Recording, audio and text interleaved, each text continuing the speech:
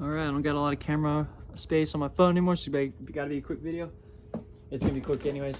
I'm basically doing an unboxing of a box. You can maybe see what it is right here and right here, unless that's not it as well. But yeah, we're doing an unboxing of a box, ladies and gentlemen.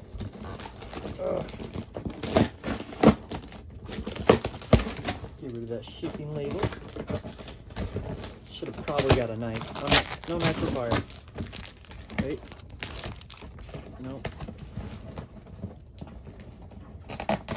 Nope, no knife needed. Let's go.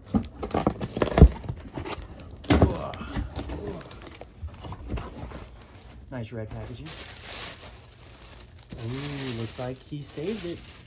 In great primo condition. Very nice wrapping. Wow, dot box is in really good condition too. Jesus, in there. Very good condition of this box. Wow, looks almost brand new. Says a little bit like a fading right here.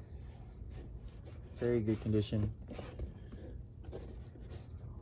Awesome. OG box to match with my Polo. Needed the box because I had the Polo without the box. I smell it.